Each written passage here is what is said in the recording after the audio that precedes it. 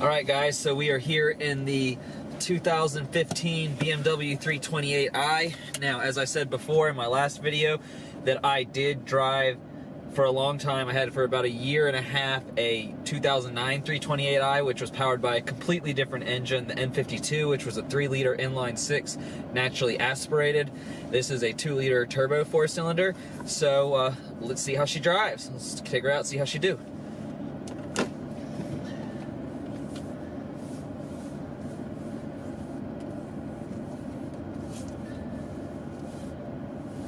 I mean, just from, just in reverse here, we're not even really seeing how the car drives. It just feels like more of a modern car than the 2009. Now, the interior, and the quietness of the engine, they all contribute to that feeling.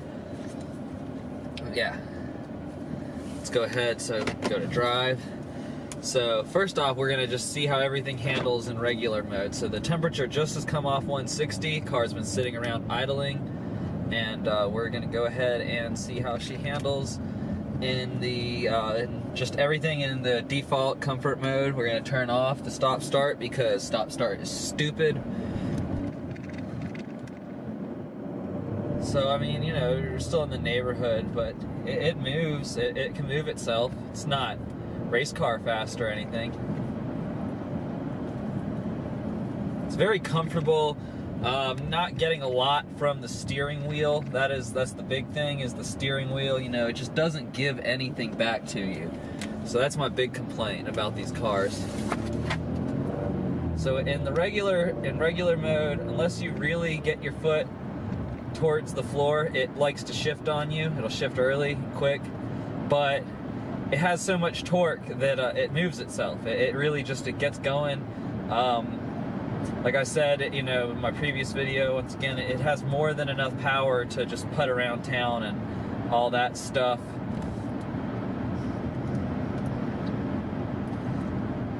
I mean, yeah, it's really quiet. The seat is comfortable. I miss the bolstering that my car has, but my 328 didn't really have the bolstering. I think this has better bolstering than my 328 did. So, and then just looking at everything, we've got, the iDrive is nice so that we can, go to the trip computer in here, see all sorts of stuff. Have over here on the dash the same information. So right now it says I'm getting 65 miles per gallon just cruising. Now 52. I don't know how accurate this is, but I'm not giving it really any gas. My RPM is about 1200, so it's very possible I am.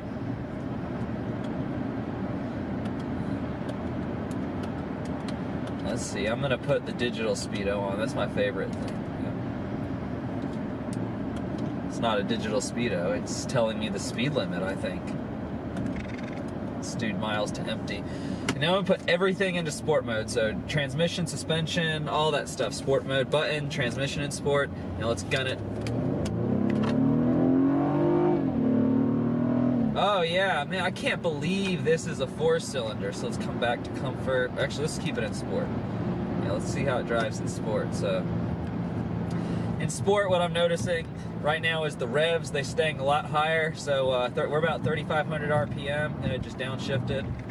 Okay, now it's starting to downshift, but it's still holding the revs just a tad bit higher. It's keeping us in that power band. It's getting hot in here. And I mean, this throttle response is instant in this thing. I mean, I don't perceive turbo lag at all.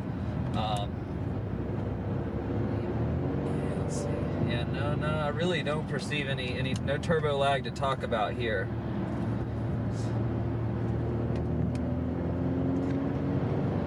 So I think what this car is doing, it has the driver assistance package, and I think when I shift lanes, switch lanes without using my signals, I feel the steering wheel do a little buzzing or something. I think it's telling me that I'm like losing my lane, and I'm like, I know I'm losing my lane, I'm trying to. This is a BMW, we don't use turn signals. Okay, so, all in all, this car it's more refined than the 328 that I used to own was. I'm gonna go ahead and I'm gonna turn around here so that I can, do some more, do some acceleration here. So this car doesn't have the paddle shifters, which is a bummer, but it's just, once again, this is my mom's car, so Let's turn around.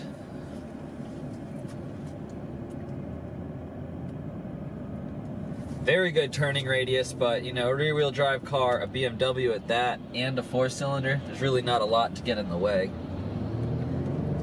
When you drive with everything in sport mode, this car is really fun, and yeah, I mean, when you rev on it, it does run out of steam just a little bit towards the top of the RPM band. But it's still, you know, most people who are driving around town, like I said, are not going to be trying to tackle 7,000 RPM on every single acceleration. You know, the reality of the day is they're going to spend most of their day below 3,000 RPM, and this car is very happy to accommodate that type of driving. It's very comfortable, refined.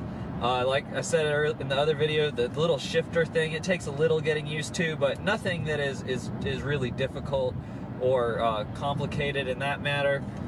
The car is fantastic. You know, like I said, the steering, that's my big thing. That's the only reason when I went for my E90 328 that I decided I was going to stick with the E90 generation and not go to the F chassis, because I just can't get down with the steering. It's something that I can't live with. So yeah, I had to do that. So anyway, that's my thoughts on the 2015 328i. It's my thoughts on the F chassis, how this compares to the E90 version of the same car. Subscribe to the channel if you're new. We'll be doing DIYs on this car as necessary. Obviously, this is my mom's car. She's a, you know, older lady. She's not going to be modifying her car. But as things do break, which they will, because, you know, it's a car, I will be fixing them, and we'll have DIYs on that. And when the factory warranty on this goes up, we'll probably put a charge pipe on it just to save her the trouble of being stuck on the side of the road, you know, when that charge pipe does decide to cook itself. So yeah, like this video, subscribe if you're new. I will see you in the next one. Thank you for watching.